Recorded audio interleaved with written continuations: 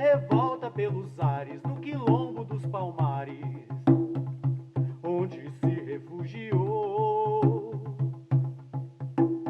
Fora a luta dos inconfidentes pela quebra das correntes, nada adiantou.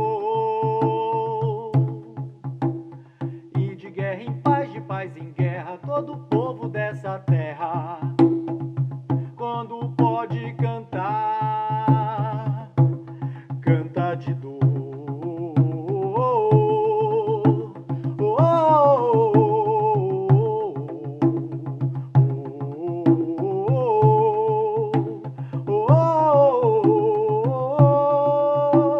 Ecoa noite e dia, é ensurdecedor.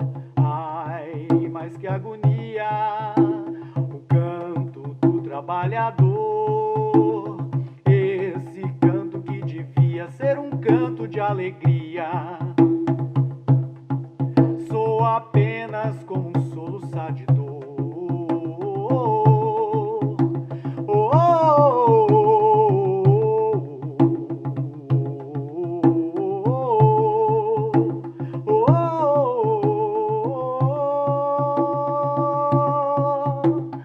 Ninguém ouviu um soluçar de dor no canto do Brasil. Um lamento triste sempre ecoou, desde que o índio guerreiro foi pro cativeiro e negro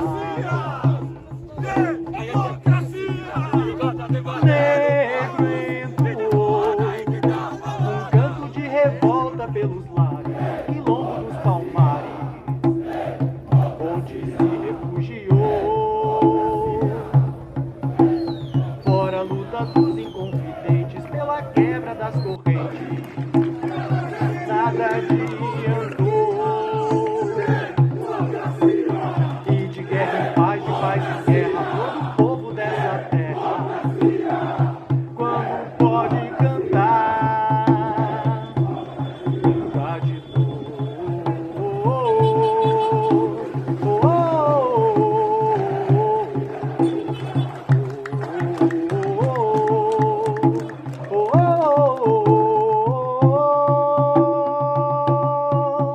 Ecoa noite e dia, é ensurdecedor.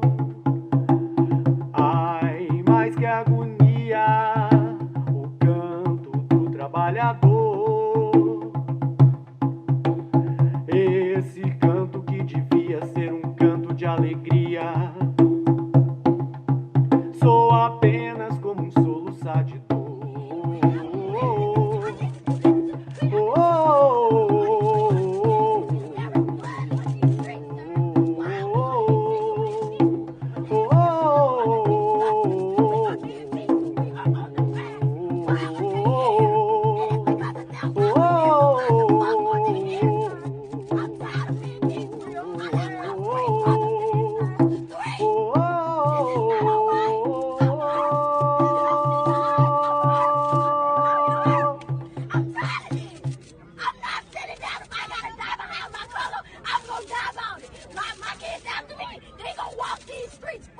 Just like everybody else can walk these streets free.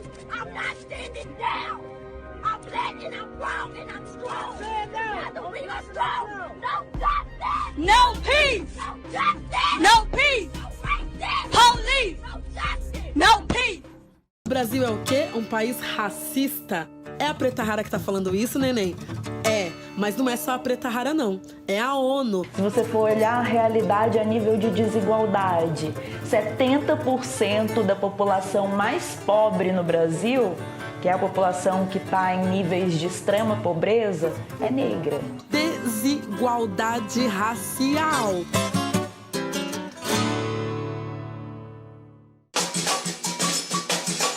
A desigualdade social é um fenômeno mundial na sociedade contemporânea e é reflexo, entre muitas coisas, da má distribuição de renda. Não é novidade para ninguém que o Brasil é um país onde muitos têm pouco e poucos têm muito.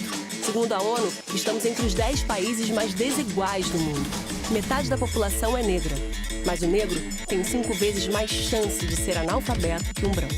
Tem que dar um jeito de se virar, porque muitas vezes não é todo mundo que tem oportunidade de ter uma educação de qualidade. A gente coloca a responsabilidade no indivíduo, eu acho que é muito cruel, em vez de entender que existe uma estrutura que não dá condições para que ele chegue em determinados espaços. Até 1888 éramos trabalhadores escravizados, mas trabalhávamos. A partir daí somos vistos como preguiçosos, que não gostamos de trabalhar, vadios.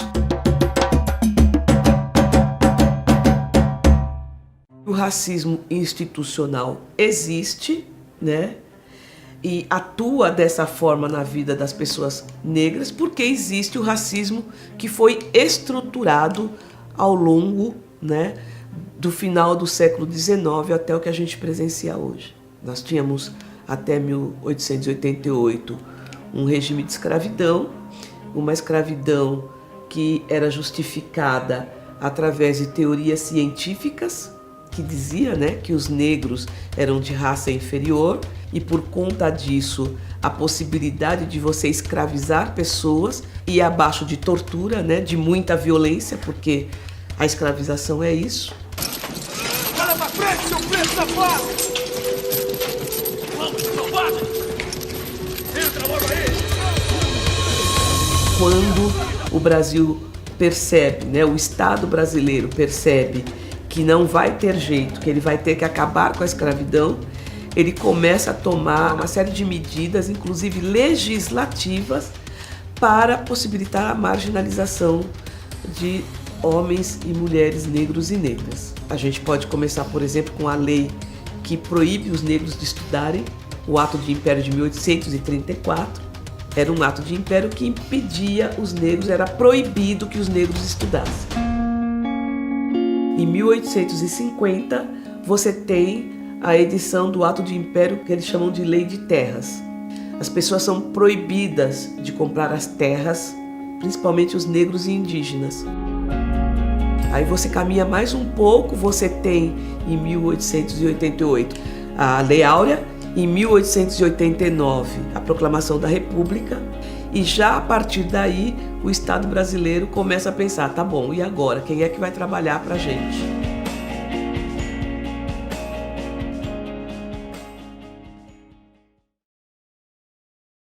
A partir daí somos vistos como preguiçosos, que não gostamos de trabalhar, vadios. As mulheres são vistas como prostitutas, como hipersexualizadas, né? Macumbeiras. Então, já pensando nisso, eles já começam a trazer os europeus, principalmente alemães e italianos, para substituir a mão de obra escrava. Muitos desses europeus vêm para o Brasil já recebendo um pedaço de terra, algum dinheiro e animais. E o que acontece com essa massa de homens e mulheres negros e negras após a abolição da escravatura?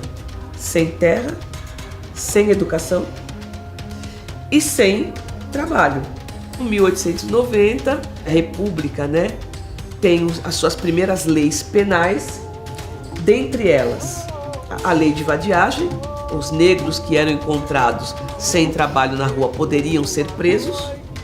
E você tem a lei do capoeira, que proíbe os negros de jogarem capoeira ou de manifestar as suas culturas na rua, porque na verdade o intuito, além de proibir essa manifestação, era proibir o agrupamento, o ajuntamento de negros nas ruas. E é por isso que a gente fala hoje que a gente tem um racismo que ele foi estruturando.